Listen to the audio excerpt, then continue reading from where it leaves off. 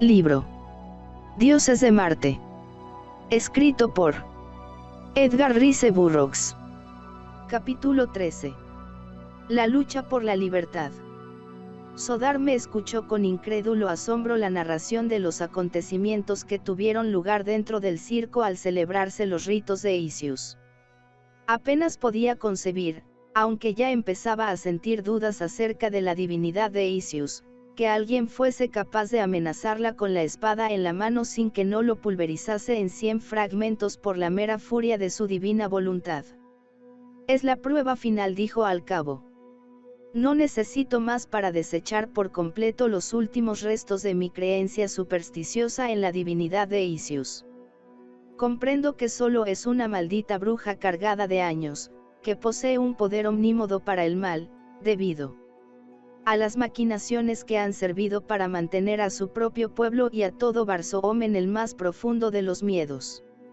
Sin embargo, aquí todavía es omnipotente, repliqué. Por eso nos conviene dejarla en el momento que nos parezca más propicio para ello.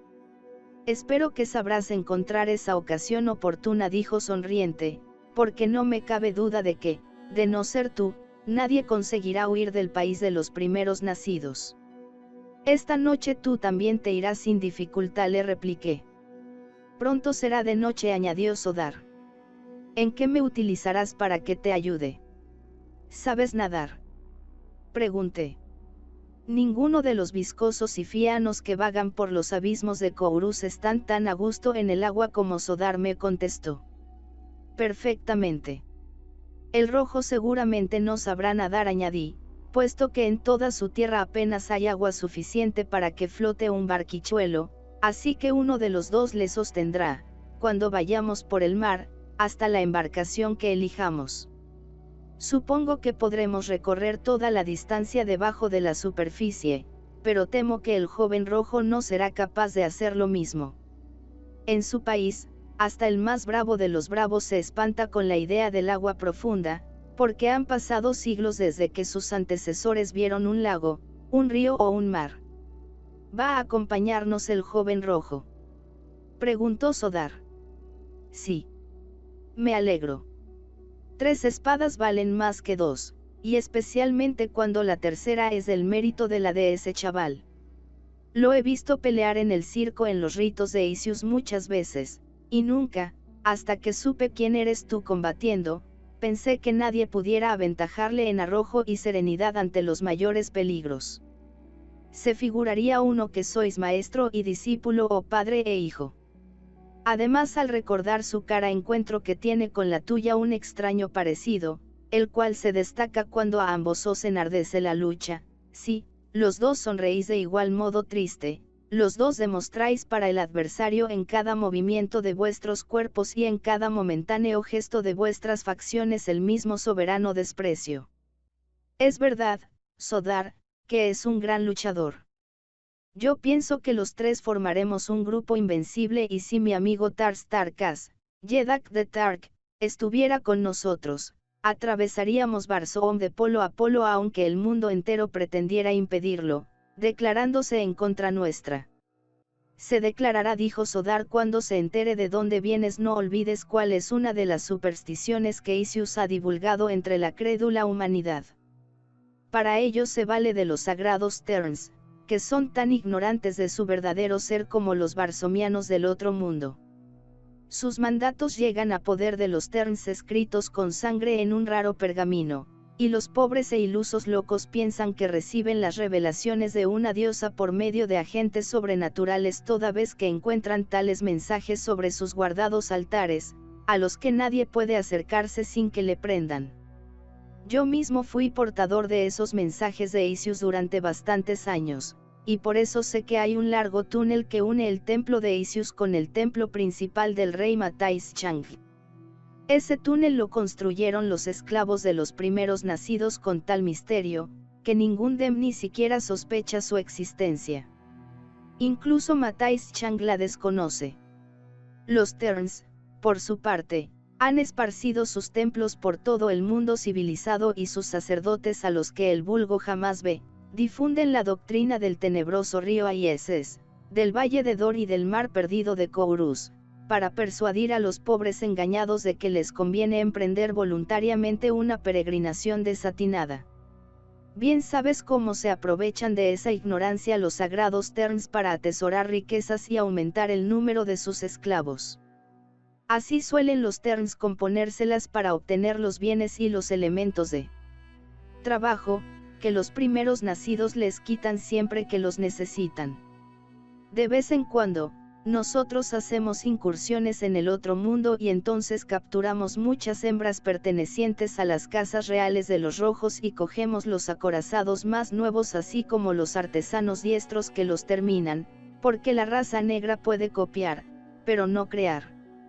Somos una gente improductiva y orgullosa hasta lo inverosímil de su improductividad. A un primer nacido le repugna inventar o trabajar. Esta es la misión de las clases inferiores, que existen únicamente para que nosotros vivamos largo tiempo entre el lujo y la comodidad. Lo que a los primeros nacidos les interesa es la lucha. Si no fuese por ella, habría muchos más primeros nacidos de los que Barsoom podría soportar, pero no creo que ninguno de mi raza muera de muerte natural. Las mujeres aquí vivirían incluso siglos si no nos cansáramos de ellas para sustituirlas por otras. Isiu sola está protegida contra la muerte y nadie sabe la edad que tiene. Y no vivirían los demás barsomianos tanto tiempo sin la doctrina de la peregrinación voluntaria, que los empuja al seno de Isius al cumplir los 1000 años y antes en ciertos casos. Pregunté. Ahora voy creyendo que en nada se diferencian las varias razas de este mundo de la de los primeros nacidos y que, por tanto, me estaría permitido luchar por ellas sin distinción para ser perdonado de los pecados que he cometido atropellándolas, debido a la ignorancia engendrada en mí por un cúmulo de prejuicios. Cesó de hablar y un ruido extraño sonó a través de las aguas del mar oculto. Ya lo había oído en igual ocasión la tarde anterior y comprendí que indicaba la terminación del día y el momento en que los hombres de Omean tienden las redes de seda en las cubiertas de los acorazados y los cruceros y se entregan al profundo sueño de Marte. Nuestra guardia entró para inspeccionarnos la última vez hasta que apuntase la nueva aurora en el mundo de arriba. Cumplieron pronto su misión, la pesada puerta del calabozo se cerró detrás de los carceleros. Éramos los amos de la noche. Les di tiempo para que regresaran a su cuartel lo que, según Sodar, hacían sin demora, y luego brinqué a la enrejada ventana para echar un vistazo a las aguas próximas. A corta distancia de la isla, a un cuarto de milla quizá, había un acorazado monstruoso, y entre él y la costa vimos unos cuantos cruceros de menor tamaño y algunos botes individuales. En el acorazado solo descubrí un vigilante al que divisé perfectamente en la obra superior del buque, y el que después se tumbó en su red de seda, puesta en la pequeña plataforma en la que montaba la guardia. El centinela no tardó en quedarse dormido como un tronco. Se diría que la disciplina en Omean se hallaba singularmente relajada, pero eso no debe causar asombro, puesto que ningún enemigo sospechaba la existencia en Barsoom de tal flota, y tampoco la del mar de Omean o la de los primeros nacidos. ¿Para qué, pues, mantenerse en vela? Enseguida me dejé caer al suelo y conté a Sodar lo que había visto, describiéndole las varias clases de buques anclados cerca de la isla. Hay entre ellos uno, dijo, de mi propiedad personal, construido para 5 hombres, y que es el más veloz de los veloces. Si pudiéramos llegar a él, estoy seguro de que, por lo menos, tendríamos algunas probabilidades de escaparnos. El negro me hizo una minuciosa reseña del equipo de la nave, de sus máquinas y de cuánto contribuía a proporcionarle la rapidez que la caracterizaba. Por su explicación, me di cuenta de que no la faltaba en su aparato director la pieza secreta que conocí gracias a Cantos Khan, cuando navegué con un nombre falso en la escuadra de Sodanga, mandada por el príncipe Esabidan, y supuse con fundamento que los primeros nacidos la habían robado de los buques de Helium, que eran los únicos donde se empleaba. Me convencí también de que Sodar decía la verdad cuando alababa la velocidad de su navecilla, porque nada de lo que surca el tenue aire de Marte puede compararse, en punto a rapidez, con los aviones de Helium. Decidimos esperar un par de horas hasta que todos los trasnochadores se hubieran acostado en sus redes. Mientras, fui a recoger al joven rojo en su celda, a fin de que, reunidos los tres, estuviéramos preparados para emprender la peligrosa aventura, cuyo término sería la libertad o la muerte. Trepé a lo alto de la pared divisoria, sujetándome con ambas manos a su borde superior, gracias a un violento salto, y encontré arriba una superficie plana, como de medio metro de ancho, por la que anduve hasta que llegué a la celda, en la que vi al joven sentado en un banco.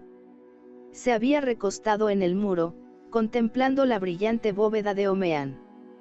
Cuando me divisó balanceándome sobre el tabique, encima de su cabeza, abrió los ojos, manifestando su asombro. Luego un gesto amplio propio de quien descifra un enigma, se dibujó en su fisonomía. Iba a detenerme, para bajar al suelo junto a él, cuando me indicó con ademán que aguardase, y, colocándose precisamente debajo de mí, murmuró: «Dame la mano, yo solo casi alcanzo de un brinco al remate la pared. Lo he intentado varias veces y cada día llego un poco más arriba. Creo que no tardaré en conseguirlo». Me eché de bruces en la repisa que me sostenía y le tendí la mano tal y como me pidió, todo lo que me fue posible. El joven tomó un ligero impulso desde el centro de la celda y saltó con gran agilidad, cogiendo la mano que le ofrecía, y así subió, tirando yo de él hasta colocarse a mi lado. «Eres el mejor saltador de los que llevo vistos en el país de Barsoom», dije. Sonrió. «No es extraño. Ya te diré por qué cuando tengamos más tiempo». Volvimos juntos al calabozo en el que Sodar nos esperaba y descendimos para charlar con él hasta que pasasen las 2 horas convenidas. Las aprovechamos haciendo planes para un porvenir inmediato y para unirnos a él en un solemne juramento de combatir hasta la muerte, uno por otros, fuesen los que fuesen los enemigos a quienes afrontáramos, pues de sobra sabía que aunque lográramos librarnos de los primeros nacidos, tendríamos que luchar con un pueblo entero, tan enorme es el poder de la superstición religiosa. Se convino que yo gobernaría la embarcación en el caso de que arribásemos a ella, y que si ganábamos el otro mundo, sanos y salvos intentaríamos llegar a Helium sin ninguna incidencia. «¿Por qué a Helium?», me preguntó el muchacho rojo. «Porque soy un príncipe de allí», repliqué. Me echó una mirada especial y no dijo nada más acerca del asunto. No dejó de sorprenderme lo significativo de su expresión momentánea, pero el agobio de la situación en que nos hallábamos se impuso en mi ánimo y no volví a pensar en tal cosa hasta mucho después. «Vamos», exclamé al fin. «Manos a la obra. Ha llegado el momento. Adelante». En efecto, me bastó un minuto para ponerme de nuevo en lo alto del tabique, con el muchacho a mi lado. Ya en este sitio me desaté el arnés y saqué de él una larga y resistente correa que tiré al negro para facilitarle la ascensión. Sodar la cogió por un extremo y pronto estuvo junto a nosotros. «Qué sencillo», murmuró muy contento. «Pues lo que falta será lo mismo», le contesté. Enseguida subí a la parte más elevada de la muralla exterior de la prisión, con objeto de otear los contornos y averiguar la posición del centinela de servicio. Permanecí al acecho unos 5 minutos y luego le vi rondar la cárcel con su paso lento, comparable a la marcha un caracol. No le perdí de vista hasta que desapareció detrás una de las esquinas del edificio, apartándose del lugar desde el que nosotros nos proponíamos a conquistar la libertad, valiéndonos de su ignorancia o torpeza para vigilarnos. Apenas había desaparecido, cogí a Sodar de la mano y tiré de él para que subiese a la muralla. Hecho esto, puse un cabo de la correa del arnés en sus dedos y le ayudé a bajar con rapidez al nivel del terreno. Tras él descendió también el joven, utilizando el mismo medio sin la menor vacilación. De acuerdo con lo convenido, no me aguardaron, sino que se encaminaron lentamente hacia el agua, separándose de mí como cosa de 100 metros y pasando por delante del cuerpo de guardia, lleno de soldados dormidos. Habrían andado escasamente 12 pasos, cuando yo me deslicé al suelo y me dirigí tranquilamente a la orilla, pero al hallarme frente a dicho cuerpo, el recuerdo de las excelentes armas que debían guardar en él hizo que me detuviera pensando cuán necesario nos era proveernos de espadas para la peligrosa misión que proyectábamos realizar. Miré a Sodar y al joven y vi que estaban en el agua, pegados al borde del dique donde, de acuerdo a lo planeado, habían de permanecer sujetos a los anillos metálicos encastrados en la obra, parecida a hormigón. Del negro y del rojo salían de la superficie del mar las respectivas bocas y narices. Como mis instrucciones eran esas, confieso que me satisfizo su disciplina. El atractivo de las espadas guardadas en el cuartelillo fue demasiado fuerte para mí, por lo que vacilé un momento, medio inclinado a correr el riesgo de intentar coger unas cuantas. El refrán, el que vacila se pierde, acudió a mi imaginación en aquel instante, y acto continuo me vi arrastrándome con cautela hacia la puerta del cuerpo de guardia. Suavemente la empujé para abrirla un tanto, y eso bastó para que descubriera a una docena de negros tendidos en sus redes de seda profundamente dormidos. A cada lado del cuarto había unos armeros que contenían las espadas y los fusiles de los soldados. Osadamente empujé la puerta un poco más para que por ella pasara mi cuerpo. Un gozne produjo un alarmante chirrido. Uno de los hombres se estremeció y mi corazón le imitó.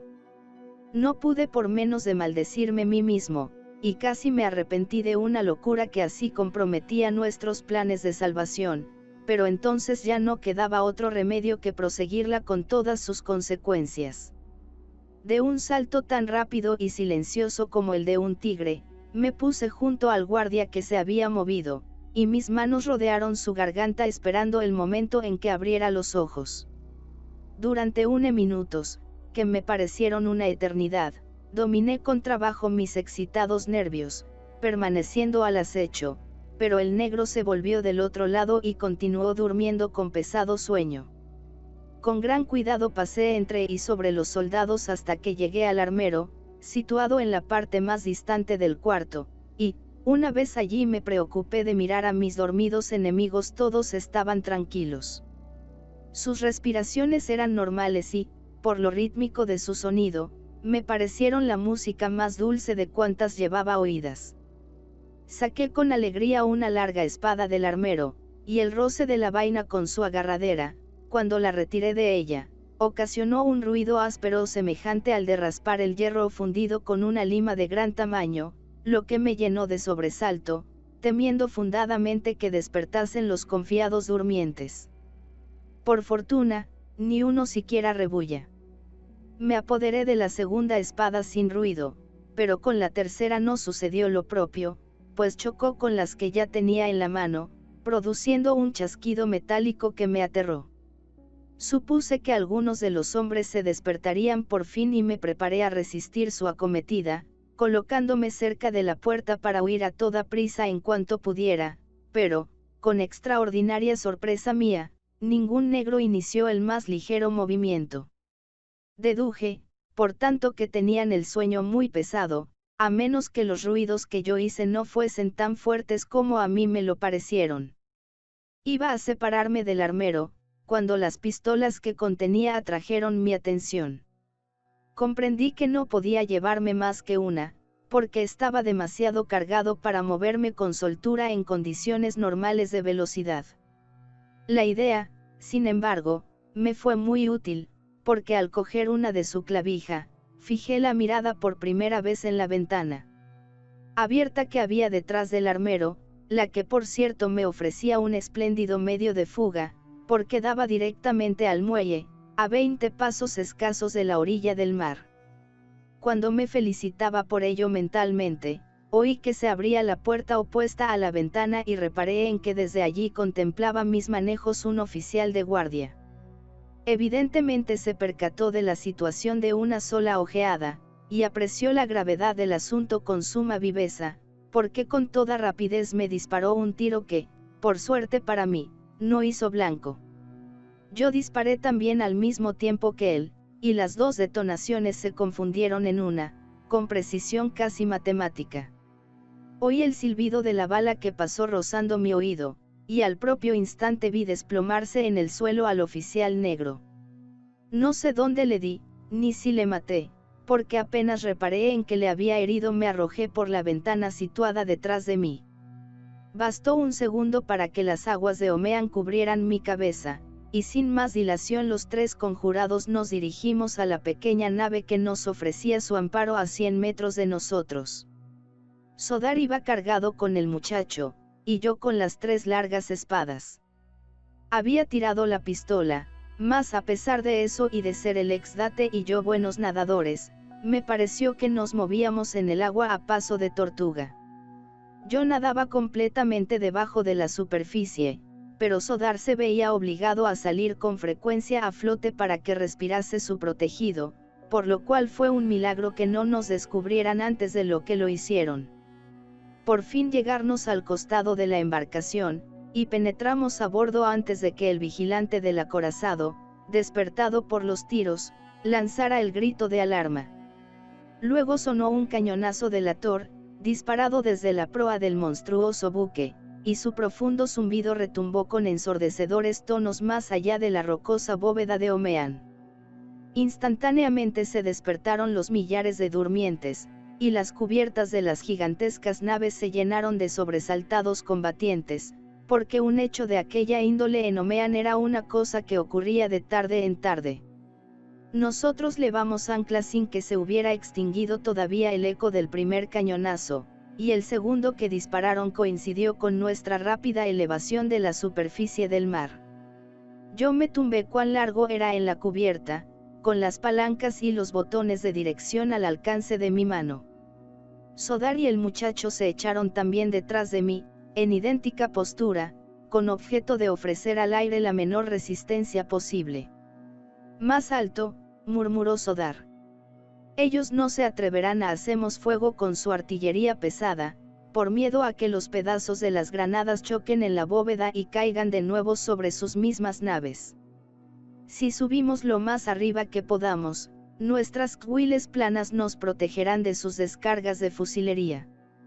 Atendí su consejo. Debajo de nosotros divisábamos a los negros que saltaban al agua a cientos y surgían de los pequeños cruceros y de los aviones individuales que estaban fondeados cerca de los enormes navíos. Las embarcaciones mayores zarparon enseguida, y no seguían a toda marcha, pero sin elevarse del agua. Un poco a la derecha gritó Sodar, pero allí no había agujas de brújula, porque en Omean cualquier posición marca el norte. El pandemonium desencadenado a nuestros pies era verdaderamente ensordecedor. Los fusiles crepitaban, los oficiales vociferaban dando órdenes, los hombres se transmitían las instrucciones de unos a otros, ya en el agua, ya a bordo de millares de botes, mientras que por encima de tal estrépito se destacaba el ruido estridente de incontables hélices que cortaban las masas líquida y gaseosa. No me atreví a poner la palanca de velocidad en el máximo por miedo a no atinar con la boca del pozo que va de la bóveda de Omean al mundo externo, pero aún así volábamos con una celeridad que dudo haya igualado nadie en aquellas tierras salvajes. Los aviones pequeños empezaban a elevarse hacia nosotros, y entonces Sodar exclamó con brusca energía: «El pozo. El pozo. Ahí está la muerte». En efecto, sin esfuerzo alguno vi la abertura negra y siniestra en la resplandeciente bóveda de aquel mundo subterráneo. Un crucero de 10 tripulantes se levantaba directamente a fin de cortamos la retirada.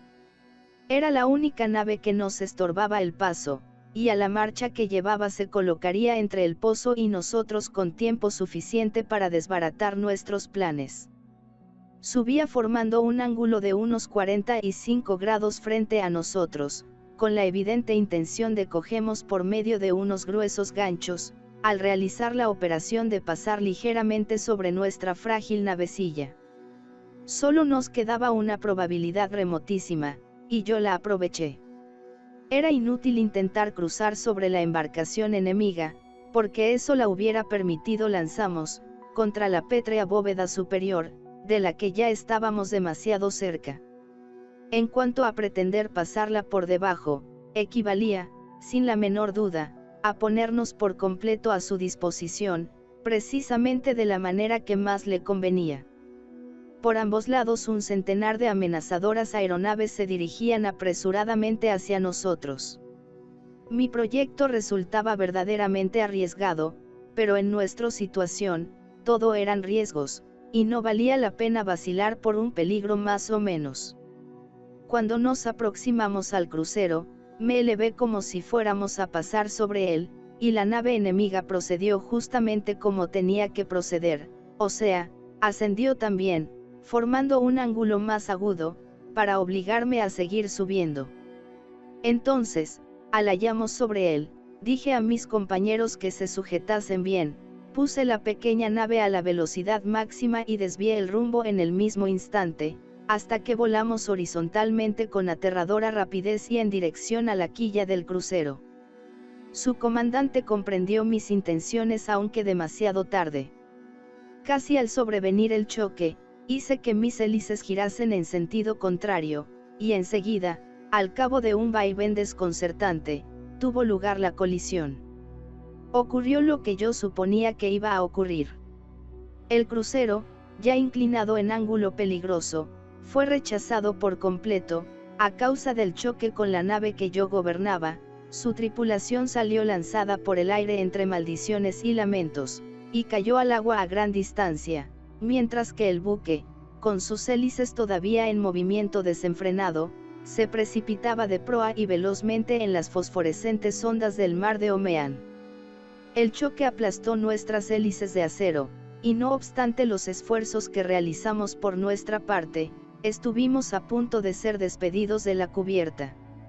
Los tres estábamos apiñados, procurando conservar la serenidad en el verdadero extremo de la nave, donde Sodar y yo logramos agarrarnos al pasamano, pero el joven hubiera salido proyectado al espacio de no haberle yo cogido por un tobillo en el momento oportuno. Se salvó de milagro. Sin gobierno, nuestra nave se echó de costado, continuando así su loco vuelo y elevándose para acercarse a las rocas de más arriba. Tardé solo un instante, sin embargo, en empuñar las palancas, y con la bóveda a menos de 50 pies sobre mí, recobré de nuevo en sus mismas narices, valga la frase el plano horizontal, dirigiéndome directamente a la negra boca del pozo. El encuentro había retrasado nuestros progresos, y entonces un centenar de aviones ligeros se encontraban muy cerca de nosotros.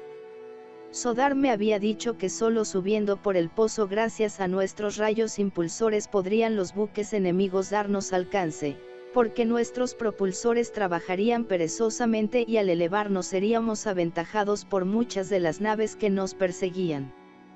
En efecto, las embarcaciones más veloces rara vez están provistas de grandes tanques flotadores, puesto que el peso añadido de estos tiende a reducir la velocidad de la nave.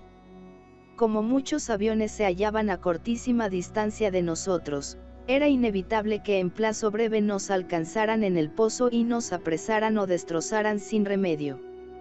A mí siempre me ha parecido buen sistema no pretender eludir un obstáculo, y si no se puede pasar sobre, o bajo o alrededor del mismo, no queda más que una solución.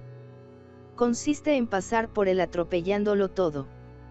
Cierto que no me era posible prescindir de un hecho como el de que los demás buques ascendían más deprisa que el nuestro a causa de sus mejores condiciones flotadoras, pero no por eso estaba menos dispuesto a ganar el otro mundo antes que ellos o a morir de modo voluntario en caso que fracasara mi plan. «Retrocede», exclamó Sodar a mi espalda. «Retrocede, por el amor de tu primer antepasado. Ya hemos llegado a la boca del pozo». «Aguanta firme», contesté con energía. «Aguanta y no sueltes al muchacho, que vamos a continuar subiendo, pase lo que pase». Apenas acabé de pronunciar estas palabras, precipité la nave dentro de la pavorosa abertura, negra como la pez, puse la proa bruscamente hacia arriba, coloqué la palanca de velocidad en la última muesca, y aferrado a un puntal con una mano y a la rueda del timón con la otra, sonreí a la muerte y entregué mi alma a su omnipotente autor.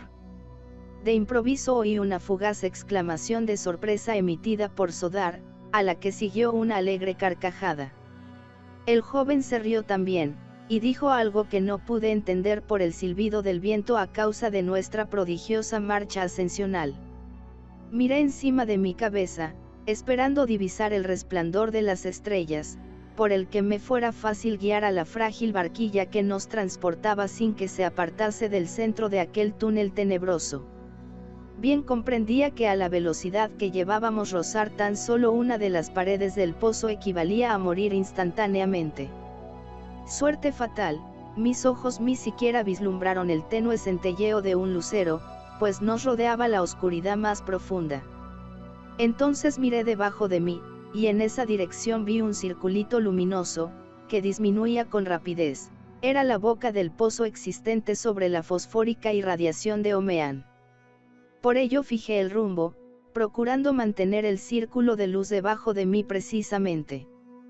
Quizá una delgada cuerda fue lo que contribuyó a librarnos de la destrucción, y tengo para mí que aquella noche mi destreza y mi prudencia de piloto no intervinieron para nada en un éxito debido a la intuición y la fe ciega que sentí. No permanecimos largo rato en el pozo, y atribuyo principalmente a la enorme velocidad que llevamos el que nos hubiéramos salvado, ya que indudablemente arrancamos en la dirección acertada, y con tal velocidad, que atravesamos el peligro sin tener tiempo de desviarnos a un lado u otro. Omean se extiende tal vez 2 millas más abajo de la costra o superficie externa de Marte. Debimos marchar con una velocidad aproximada de 200 millas por hora, dada la rapidez de los aviones marcianos, así que nuestro vuelo en el pozo duró a lo sumo 40 segundos. Creo que transcurrieron, además, algunos segundos antes de que comprendiera la magnitud de nuestra hazaña. No había imposibles para mi audacia. Nos envolvían unas densas tinieblas y me sorprendió la falta absoluta de las lunas y de estrellas.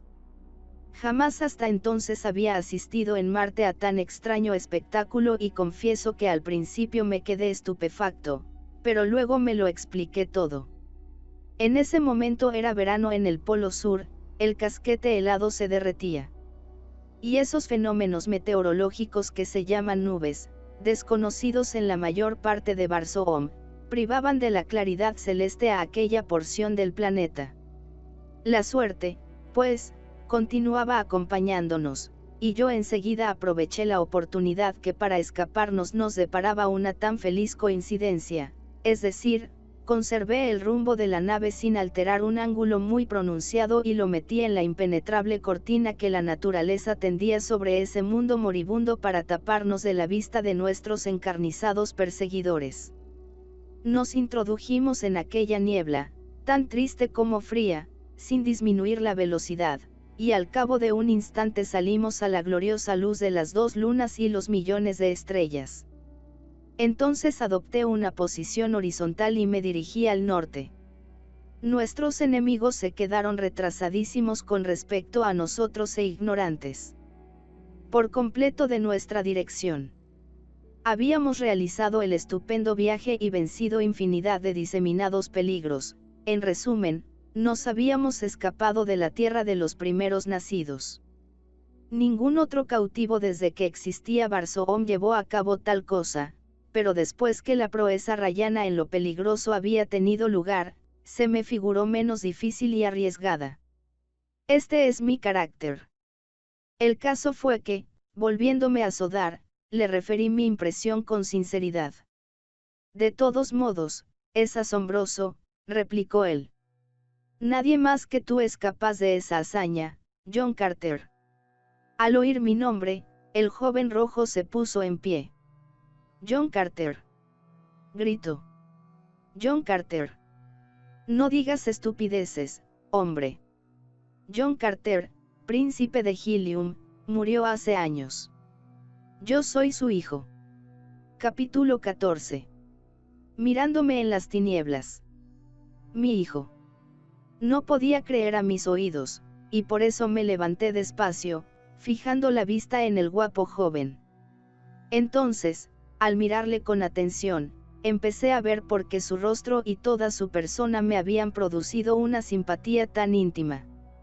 Tenía mucho de la inconmensurable belleza de su madre en sus rasgos fisonómicos perfectamente trazados y a ello se unía el sello de una varonil hermosura, así como en sus ojos grises la expresión de orgullo que me caracterizaba a mí. El muchacho permaneció de pie, revelando en su aspecto que estaba luchando entre la esperanza y el miedo a la desilusión.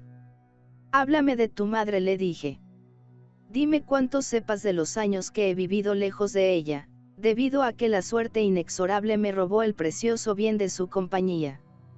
Con un grito de júbilo el joven se arrojó en mis brazos, y por su parte me atrajo sin disimular la alegría que lo embargaba, y así permanecimos un breve instante, durante el cual las lágrimas humedecieron mis mejillas.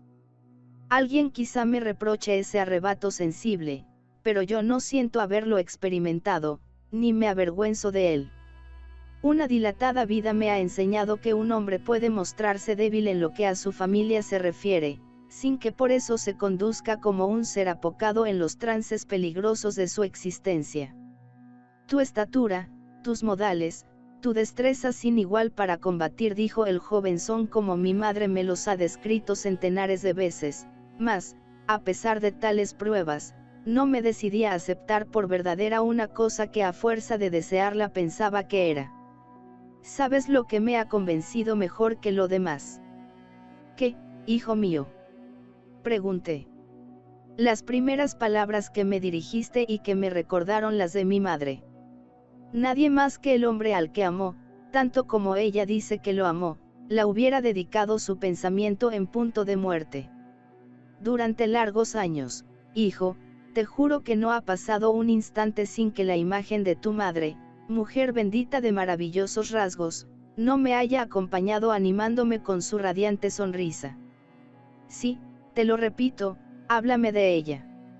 Los que la conocen hace tiempo dicen que no ha cambiado, salvo para adquirir mayor hermosura, si esto es posible. Solo cuando piensa algo que se me escapa respecto a ella misma, su cara se entristece y demuestra preocupación. Cuando se acuerda de ti, padre, llora sin consuelo, y todo Helium se aflige con ella y por ella. El pueblo de sus abuelos la adora y también te quiere a ti, reverenciándote de corazón y considerándote el salvador de Barsoom. Siempre que se cumple el aniversario del día en que corriste al mundo muerto para sacrificarte descifrando el secreto tremendo del que dependía sin remisión la vida de incontables millones de seres, se celebra en tu honor una gran ceremonia, y en esa fiesta las lágrimas se mezclan a las expresiones de gratitud. Lágrimas de verdadera pena, porque el autor de tal favor no está con nosotros para compartir el alborozo de los que sin la abnegación del héroe no podrían sentirlo. En todo Barsoom no hay una figura de más relieve que la de John Carter. ¿Y qué nombre te ha puesto tu madre, hijo de mi vida?, le pregunté.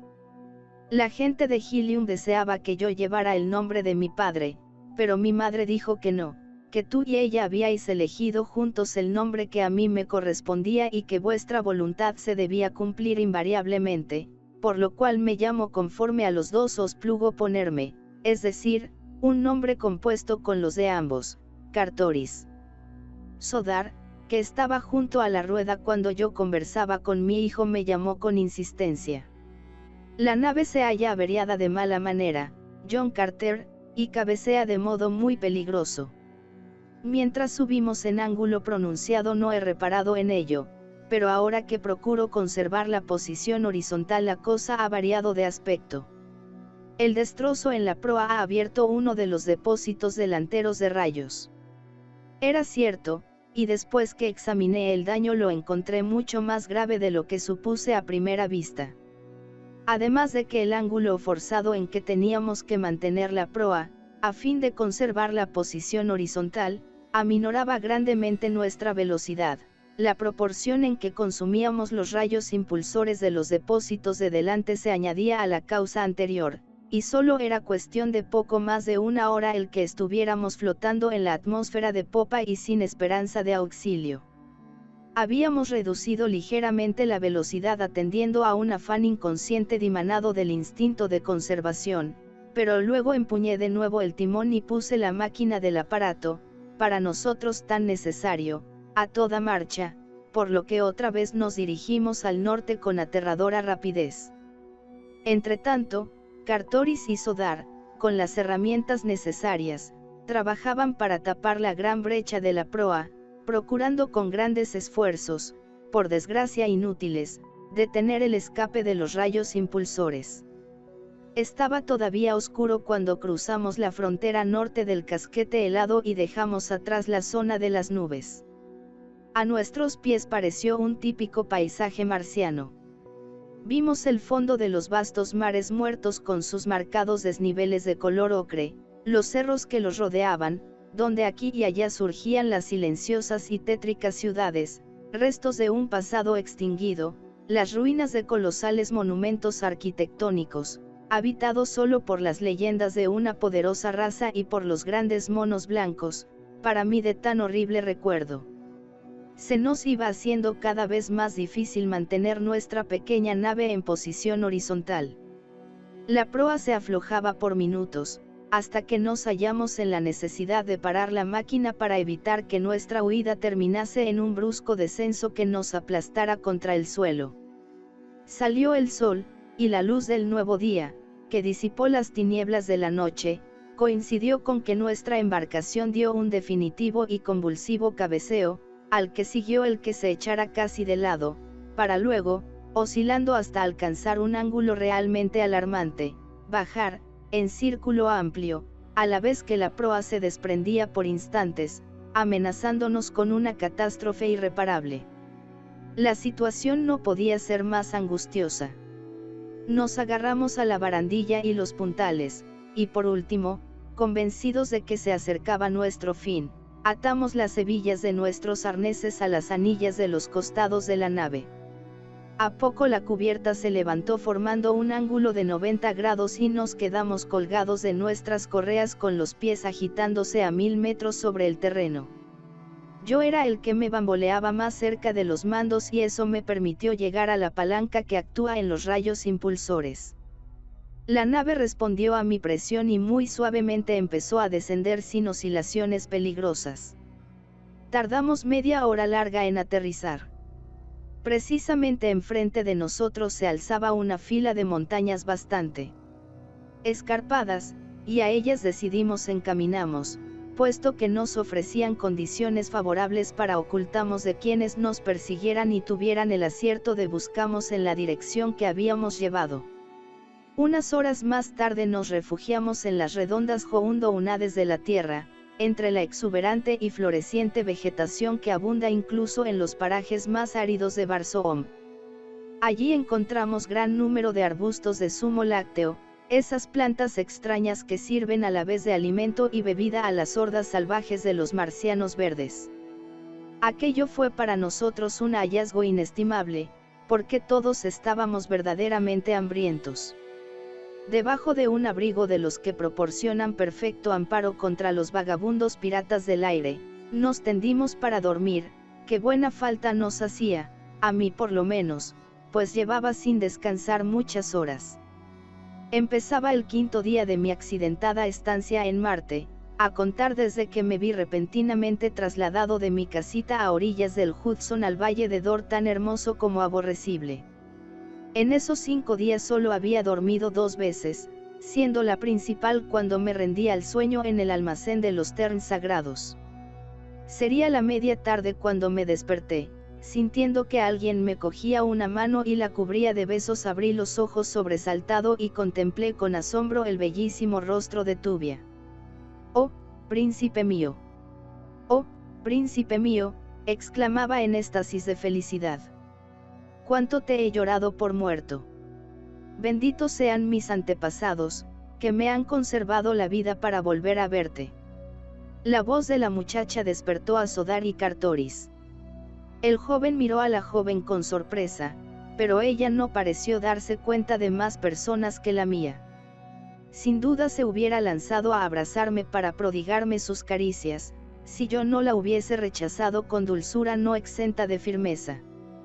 Vamos, vamos, Tubia. La dije quedamente, no te dejes arrastrar por los arrebatos de una pasión engendrada a causa de los peligros y vicisitudes que hemos pasado juntos. No te olvides de quién eres, ni tampoco de que soy el marido de la princesa de Helium. No me olvido de nada, príncipe mío, me replicó. Jamás he oído de tu boca una palabra de amor a mí, ni espero oírla nunca, pero ello no impide que te ame con toda mi alma. No ocuparé el puesto de Deja Toris, y mi única ambición estriba en servirte eternamente, como una humilde esclava. Ni aspiro a un bien mayor, ni merezco honor de otra clase, ni pido que se me conceda ninguna suerte que no sea esa. Ya he dicho antes que no entiendo de galanteos y debo confesar que también en aquella ocasión me sentí tan turbado y encogido como siempre que he de resistir los halagos de una mujer. Aunque me hallaba familiarizado con la costumbre marciana, que consiste en permitir a los caudillos tener esclavas hembras, confiadas a la exquisita caballerosidad de sus amos, que nunca se propasaron con ellas, sin embargo, me costaba trabajo admitir entre mis sirvientes a personas del otro sexo. Como voy a volver a Helium, Tubia, dije, irás conmigo, pero no en condición de esclava sino de igual. Allí hallarás a innumerables nobles, agradables y jóvenes que desafiarán incluso a la misma Isius para alcanzar una sonrisa de tus labios y no tardarás en unirte al que logre conquistarte el corazón. Desecha, pues, ese loco afecto inspirado en la gratitud que afirmas profesarme y que tu inocencia ha confundido con el amor. Yo prefiero tu amistad, encantadora Tubia. Eres mi dueño y te obedeceré a ciegas, me contestó con sencillez, si bien en su tono pude adivinar un matiz de tristeza. ¿Por qué estás aquí, Tubia?, interrogué. ¿Y Tars Tarkas? Temo que el gran Tark haya muerto, me respondió triste. Era un bravo luchador, pero una multitud de guerreros verdes, de otra horda que la suya, le acorraló. Lo último que sé de él es que le condujeron herido y ensangrentado a la ciudad abandonada de la que salieron para atacarnos. Entonces, ¿no tienes seguridad de que haya perecido?, pregunté. ¿Y dónde está esa ciudad a la que te refieres? Exactamente detrás de esa cadena de montañas. La nave, de la que tan sacrificadamente te fuiste para que pudiéramos huir, se burló reiteradamente de nuestra escasa práctica en aviación, con el resultado de que marchamos 2 días confiados al azar y a la buena suerte. Luego resolvimos abandonar la embarcación y procurar abrimos paso a pie hasta el canal más próximo. Ayer franqueamos esas colinas y llegamos a la ciudad muerta de más allá. Recorrimos sus desiertas calles, y estábamos andando hacia la parte central, cuando en el cruce de 2 anchas calzadas vimos un grupo de guerreros verdes que se acercaba a nosotros. Tars Tarkas iba delante, y por eso le vieron a él y no a mí. El Tark corrió a mi lado y me obligó a ocultarme en el quicio de una gran puerta, aconsejándome que permaneciera escondida allí hasta que pudiera escaparme, dirigiéndome a Helium si me era posible. De mí no te preocupes, pues de sobra conozco el fin que me aguarda. Esos que vienen son Warhounds del sur, que en cuanto vean mis insignias se apresurarán a darme muerte. Entonces avanzó valientemente a su encuentro. Ah, príncipe mío, qué batalla.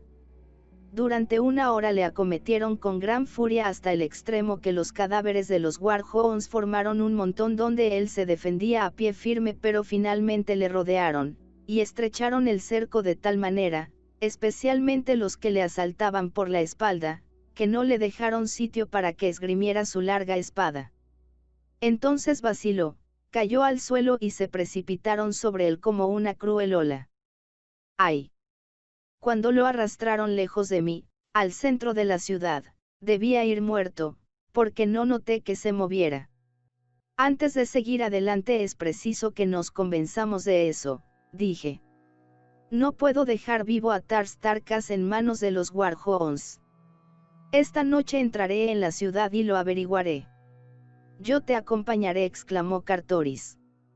Y yo, añadió Sodar. No necesito a ninguno de los dos, repliqué. Mi misión requiere astucia y estrategia, no fuerza, de modo que un hombre solo tiene probabilidades de triunfar donde más de uno produciría un desastre. Iré solo. Si precisara vuestra ayuda, volvería a pedírosla. A ellos no les agradó mi decisión, pero ambos eran buenos soldados y habíamos convenido que fuera yo quien mandase. El sol ya se ponía, lo cual significaba que dentro de poco emprendería mi aventura, es decir, en cuanto nos envolvieran de repente las densas tinieblas de la noche varsomiana. Después de despedirme de Cartoris y Sodar y de darles unas breves instrucciones para el caso de que no regresara, les abracé con efusión y me dirigí a la ciudad a paso rápido. Cuando salí de las colinas, la luna más próxima surcaba el firmamento en frenética fuga, como si aletease, y sus brillantes fulgores prestaban aspecto plateado a la bárbara magnificencia de la antigua metrópoli. La población había sido construida en la suave ladera de la montaña que en remoto pasado no vaciló en humillarse para buscar al mar. Debido a esto no tuve dificultad para entrar en las calles sin que me vieran. Las hordas verdes que utilizan esas urbes abandonadas, raras veces ocupaban más sitio en ellas que unas cuantas manzanas de casas alrededor de la plaza central. Y como siempre van y vienen por el fondo de los mares muertos que hacen frontera a la ciudad en cuestión, suele resultar relativamente fácil penetrar en su interior por el lado de las colinas. Una vez en las calles, me mantuve con cuidado dentro de la densa sombra de las paredes. A trechos me detenía un instante para asegurarme de que nadie me observaba antes de que saltara presuroso a la sombra de las casas de enfrente. Así fui llegando poco a poco y sin tropiezos a las cercanías de la plaza principal. Al aproximarme a los linderos de la parte habitada de la ciudad, me di cuenta de que se encontraban cerca los cuarteles ocupados por los guerreros, a causa de los bufidos y chillidos de los toats y sitidars encerrados en los profundos patios formados por los edificios que circundan cada plaza. Aquellos ruidos, ya habituales para mí y tan característicos de la vida de los marcianos verdes, produjo en todo mi ser una gratísima sensación. Era como si volviera a mi hogar después de una larga ausencia. No en vano los había oído mientras cortejaba a la adorable Deja Toris en los antiguos vestíbulos de mármol, orgullo de Korad, la ciudad muerta. Luego sucedió que hallándome en la sombra de la esquina más apartada perteneciente a la primera manzana de los edificios donde se albergaban los miembros de la horda, vi que varios guerreros salían de algunas casas y que se encaminaban todos a un gran edificio situado en el centro de la plaza. Mi conocimiento de las costumbres de los marcianos verdes me convenció de que allí estaba la residencia del principal caudillo, y, por tanto, que allí el Yedak era donde reunía en consejo a sus Yeds o caudillos menores. En tal caso era evidente que en aquella casa iba a tratarse de algo relacionado con la reciente captura de Tars Tarkas. Para llegar a ese edificio, que era entonces mi único objetivo, tenía que atravesar una manzana a todo lo largo y cruzar una ancha avenida y un trozo de la plaza.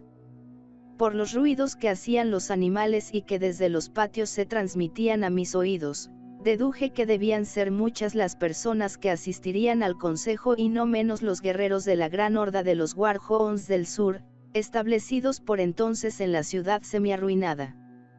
Consideraba una empresa ardua y casi imposible pasar desapercibido entre tanta gente, pero si insistía en auxiliar y salvar al valiente Tark, no era adecuado desanimarse ante el primer obstáculo serio, cuando tantos de mayor riesgo me aguardarían antes de salirme con la mía. Había entrado en la ciudad por el sur y me encontraba entonces en la esquina de la avenida por la que seguí pegado a las fachadas, y la primera casa de las existentes en la plaza por el lado del mediodía. Los edificios de ese lado no parecía que estuvieran habitados, pues no se veían luces dentro, y eso me decidió a ganar su patio interior a través de uno de ellos. No ocurrió nada que interrumpiera mis progresos hacia la abandonada mole elegida por mí como refugio inmediato, y fui al patio interior junto a los muros traseros de los edificios orientales, sin el menor entorpecimiento.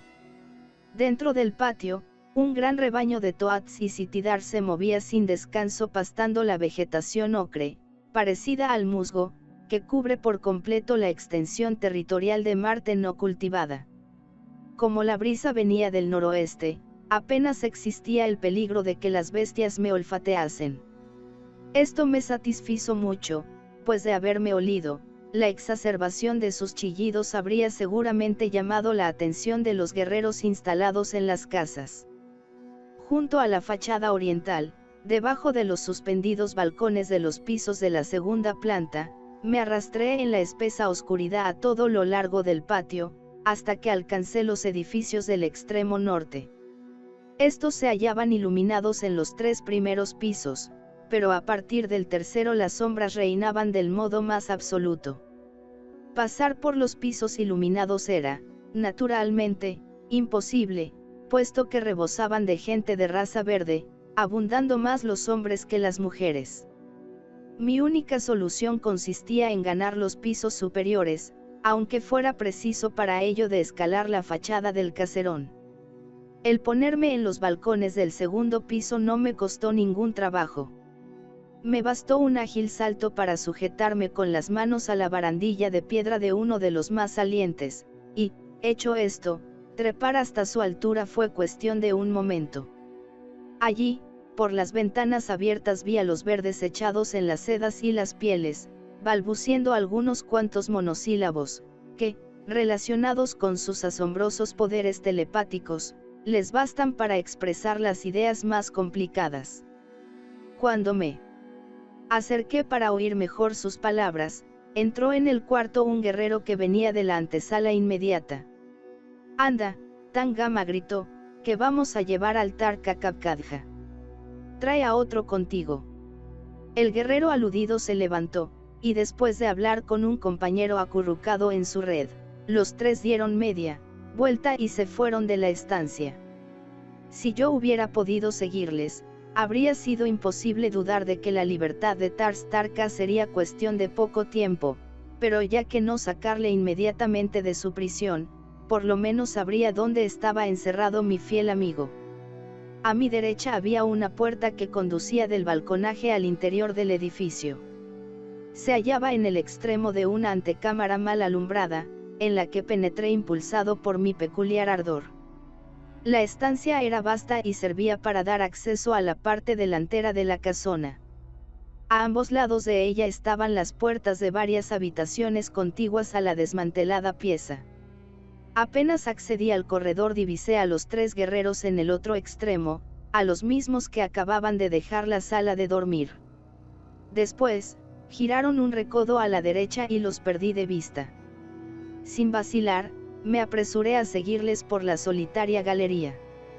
Sabía que mi conducta era imprudente, pero agradecía la suerte la ocasión que ponía a mi alcance, y no me sentía capaz de desperdiciarla con dudas contrarias a mi carácter. En el extremo opuesto del corredor tropecé con una escalera de caracol que conducía a los pisos de arriba y de abajo. Los 3 guerreros debían haberse marchado de aquel piso por ahí, que se habrían dirigido a la planta baja y no a la de arriba, me lo afirmaba mi conocimiento de los antiguos edificios y de los métodos de los Warhounds. Yo también había estado preso de las crueles hordas Warhounds allá por el norte, y el recuerdo del torreón subterráneo en el que a poco perezco, no se borraba, en absoluto, de mi memoria. Por eso no me cabía duda de que Tars Tarkas estaría encerrado en cualquier sombría mazmorra hecha en los cimientos de algún edificio cercano y de que en esa dirección hallaría el rastro de los 3 guerreros que se dirigían a su calabozo. No me engañaba.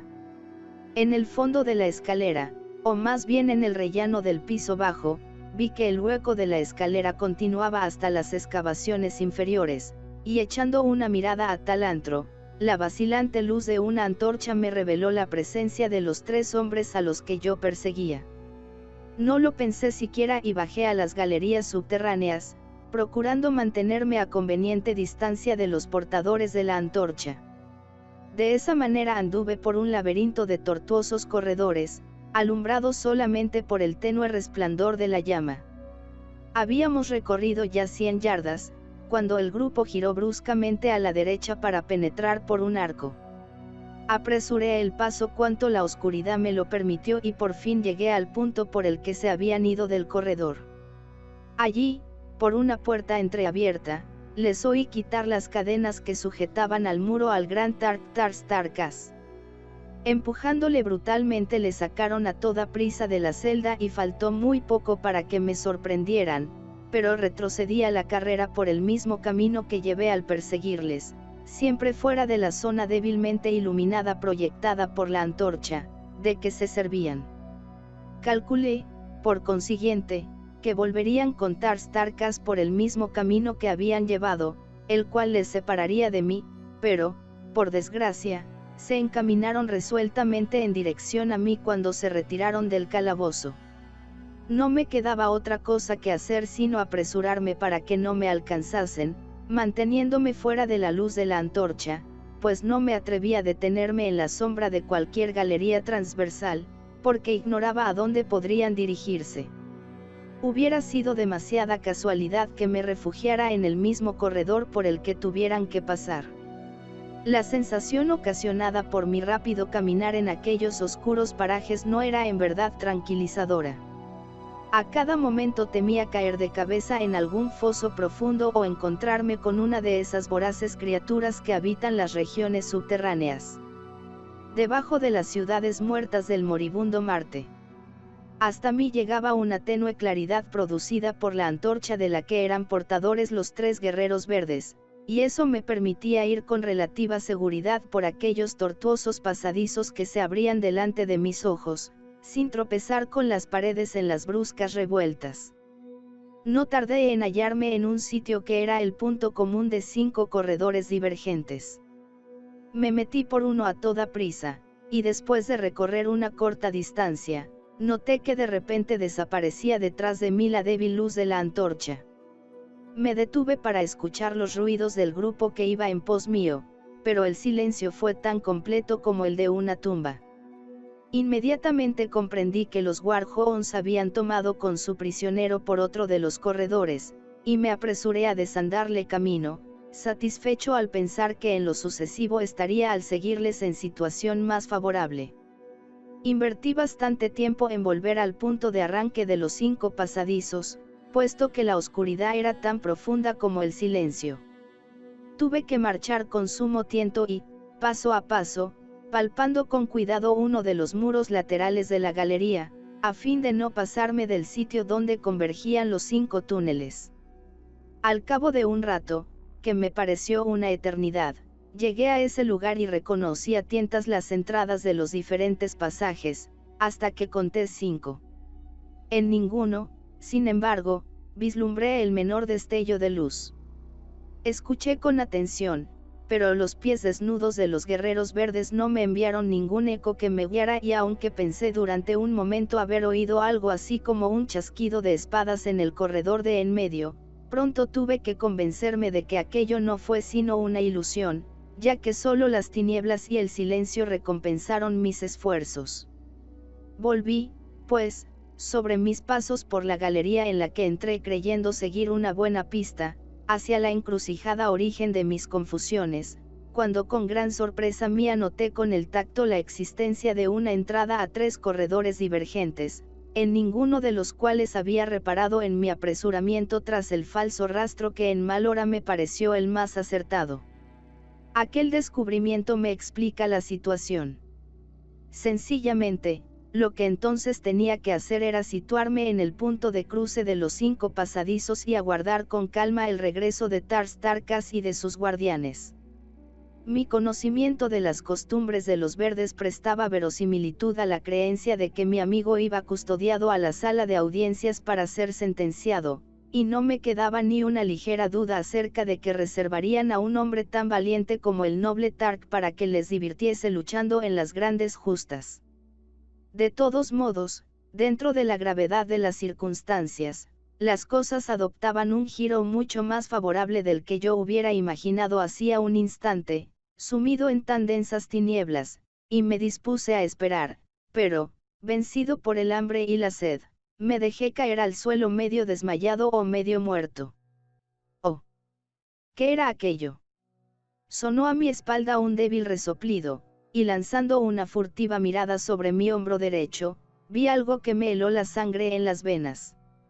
No fue el peligro momentáneo lo que me aterró, sino el espantoso recuerdo referente a la ocasión en que estuve a punto de enloquecer junto al cadáver del hombre muerto por mí en la mazmorra de los Warhounds. Me refiero a cuando ciertos ojos fosforescentes surgieron de un oscuro rincón y me arrancaron de las manos lo que había sido un hombre, y a cuando, a continuación, sentí el roce del cadáver sobre las piedras del calabozo al arrebatarme con furia el manjar destinado a un festín horrendo. Entonces, en aquellos tétricos antros de los otros Warhounds, contemplé de nuevo los mismos ojos encendidos que me abrazaban, perforando las tinieblas que me envolvían, sin revelar ninguna señal de la bestia a que pertenecían. Pienso que los más temibles atributos de tales seres pavorosos son su silencio y el hecho de que nadie los ve, solo se les siente por sus ojos fosforescentes, que miran a sus víctimas despidiendo luminosos efluvios. Esgrimí con fuerza mi larga espada y retrocedí lentamente a lo largo del corredor, apartándome del ser extraño que me espiaba, pero, a medida que me retiraba, los ojos misteriosos seguían avanzando y lanzando sus brillantes destellos. No se oía ningún ruido, ni aun el de la respiración del invisible monstruo, excepto el que primero atrajo mi atención, parecido al roce con el pavimento de un cuerpo muerto. Continué retrocediendo, sin conseguir despegarme de mi siniestro perseguidor. De repente oí el roce escalofriante a mi derecha y al dirigir la vista en ese sentido percibí otro par de ojos que, indudablemente, salían de un pasadizo transversal. Reanudé inquieto mi lenta retirada, oí que se repetía el ruido detrás de mí, y entonces, antes de que pudiera volverme, el terrorífico roce sonó muy perceptible a mi izquierda. Los seres enigmáticos me acosaban sin tregua y, por último, me cercaron en la intersección de dos corredores. Habiéndome, pues, cortado la retirada, solo me quedaba el recurso de cargar contra una de las bestias. Aún en ese caso, no me cabía duda de que los demás continuarían persiguiéndome.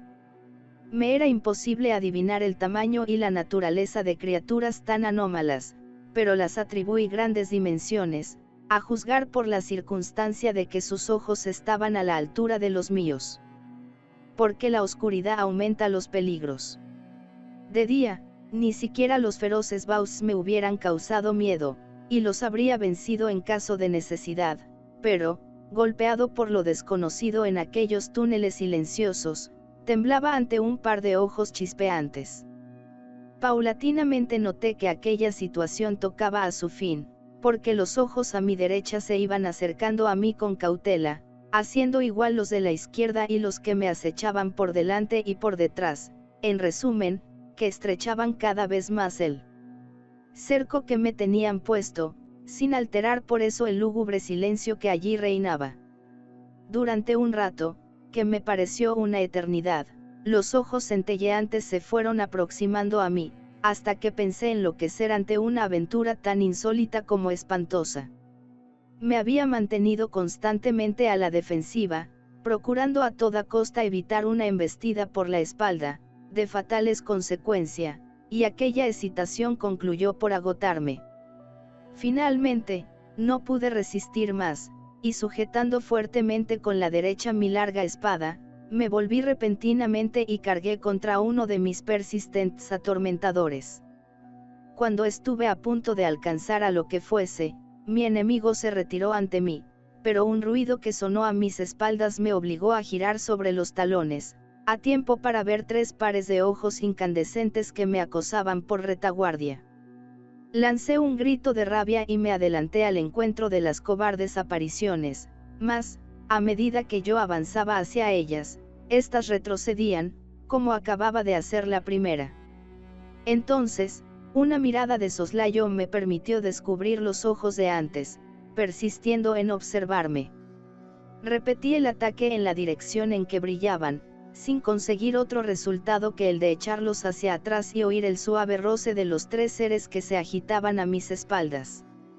Continuamos así, yo a cada vez más asediado por los ojos fosforescentes y más a punto de perder la razón, dado el curso monstruosamente prodigioso de los sucesos. Resultaba evidente que estaban aguardando un momento oportuno para caer sobre mí a traición, y que eso sucedería pronto tampoco me quedaba ninguna duda, pues no podía soportar continuamente la tensión nerviosa de tan repetidos ataques y contraataques. En realidad, sentía que por momentos se iban agotando mis energías mental y física. En esas condiciones eché otra mirada a hurtadillas y vi que el par de ojos a mi espalda se abalanzaba con ímpetu sobre mí.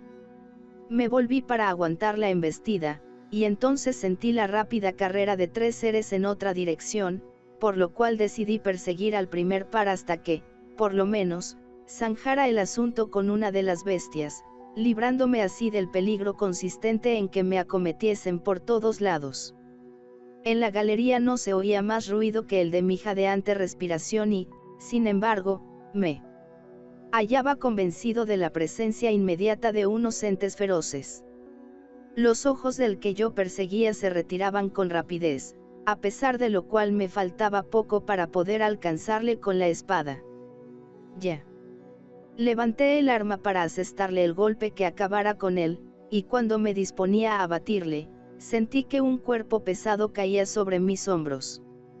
Una cosa fría, húmeda y viscosa me apretó el cuello. Ignoro qué sería, pero sí sé que me tambaleé y que caí al suelo. Cuán largo era.